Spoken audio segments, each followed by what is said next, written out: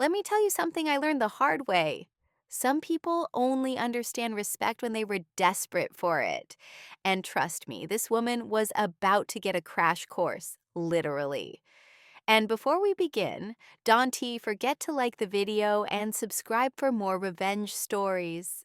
My name is Hannah Mercer, and this happened a few years ago in Clover Ridge, Illinois, at one of the biggest supermarkets in town. It was early on a Tuesday morning, the kind of quiet hour when tired night shift workers are leaving.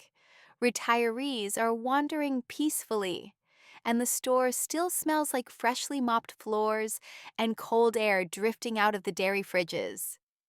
I was there doing my usual weekly shopping. The aisles were wide, the store was calm, and I honestly thought I'd be in and out in 20 minutes. Then came her. While I was reaching for a carton of almond milk, someone slammed into my back with their shopping cart hard enough to jolt me forward. My hand slipped on the shelf. I spun around, startled, and there she was. A woman around 50, short, stiff posture, wearing sunglasses indoors like she was hiding from the FBI. She didn't speak. She didn't react. Not even a flicker of emotion. Just that dead, soulless stare. Now, I'm not a confrontational person. I grew up in the Midwest where the official motto is basically, sorry for existing. So I automatically said sorry about that. She didn't apologize, didn't acknowledge me, didn't he even blink.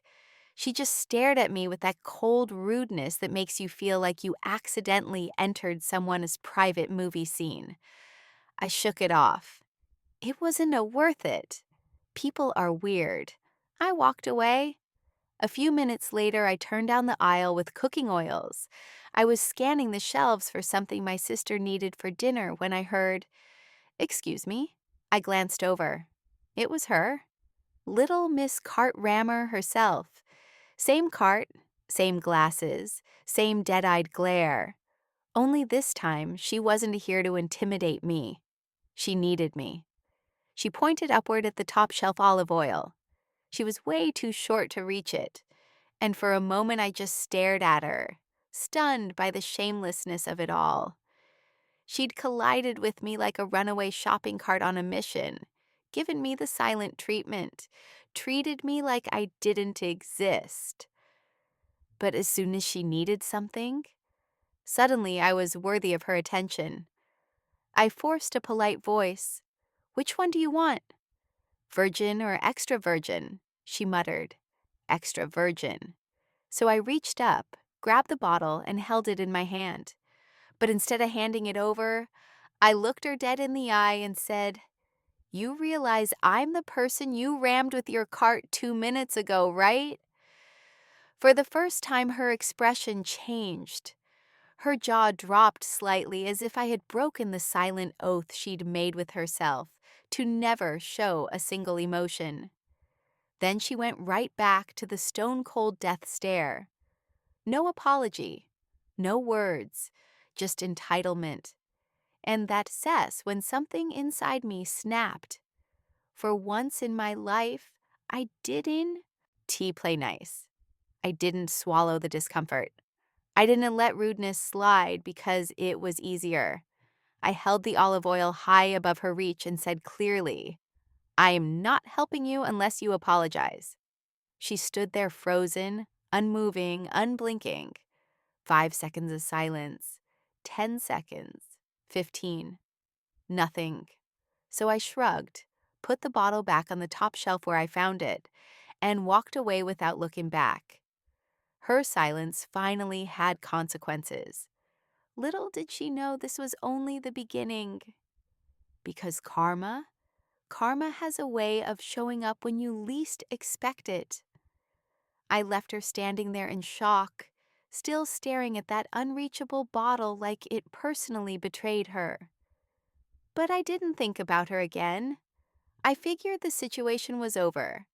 I was wrong.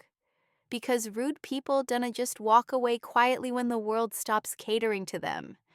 They escalate. I moved on to the produce section, picking out lemons and cilantro, when I heard the distinctive squeak of a cart behind me. I didn't look. Plenty of people shop on Tuesdays. But then came a sharp, agitated voice. "Excuse me." I turned around slowly. There she was, the same woman. Red in the face now, sunglasses perched crookedly on her forehead, like she'd stormed across the entire store looking for me.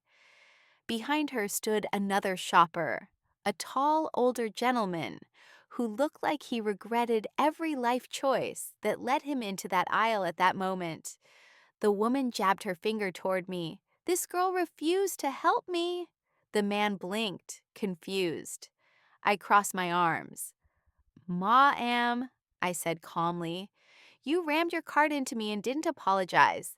Respect goes both ways." The older man tried diffusing the moment. "Well, maybe she can just grab it now." I cut him off gently. "She still hasn't apologized." The woman stiffened, her face turning a deep shade of irritated plum. She stepped toward me, lowering her voice into that trembling tone people use when they're used to getting their way. "Just give it to me." I responded just as softly. "Say sorry, then I'll help." Behind her, the older man nodded like he agreed, which only made her angrier. She whipped around toward him. "Are you taking her side?" He raised his hands defensively. "I am just saying she's right." Now other shoppers were slowing down as they passed, curious about the brewing supermarket drama.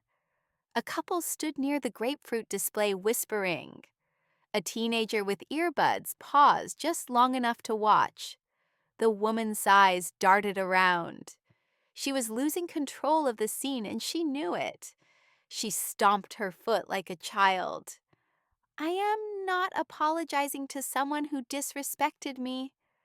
I smiled kindly the way kindergarten teachers smile when a kid throws a tantrum. "Then I am not helping someone who treats people like garbage." Another woman shopping for tomatoes chimed in. She bumped into me earlier too. Didn't say a word. Gasps, whispers. Even the older gentleman raised an eyebrow. The rude lady stood frozen as the realization hit her. People were seeing her, really seeing her, and they weren't on her side. For the first time in that entire embarrassing public meltdown, she finally broke her silence, not with words, but with a dramatic, trembling inhale. Then she spun around, abandoned her cart in the middle of the aisle, and marched toward the front of the store. Her tires squeaked like an angry violin as she stormed away. The older man turned to me, shook his head, and said, "Well, that was something." Someone else muttered, "People like that need to stay home." I shrugged, picked up my lemons, and continued shopping. My heart felt weirdly light, not because I won, but because I finally stood up for myself. The final twist, Karma's grand entrance. 20 minutes later, while I was checking out, I heard raised voices near the customer service counter. Guess who? The rude woman was arguing with the store manager, complaining that staff refused to help her, and that the store was discriminating against short people. The manager, a calm, patient woman named Marissa, who had clearly seen every flavor of retail insanity, listened politely. Then she asked, "Did you collide with another customer earlier this morning?" The woman hesitated too long. Someone from produce shouted, "She hit my cart too." Another person echoed, "She bumped into me." The manager folded her arms. "Ma'am, we do not tolerate aggressive behavior toward customers or staff. Maybe today is not the right day for you to shop here." The rude woman's jaw dropped so far it nearly hit the conveyor belt. She sputtered, turned bright red, and stormed out of the store for the second time that morning. Without her groceries, without her dignity. and definitely without her olive oil. As I walked out with my bags, Marissa gave me a small smile. Thanks for handling her better than most people would be. I smiled back. Some lessons come from reach you don't have. She laughed. I laughed. And somewhere outside, a short woman in crooked sunglasses screamed into the sky. Looking back, it wasn't a grand revenge. It wasn't a dramatic sabotage or a massive expose. But it was justice. Simple, clean, delivered in the middle of an ordinary aisle on an ordinary Tuesday morning. Sometimes revenge isn't allowed. Sometimes it's just no apology, no help. And that is more than enough.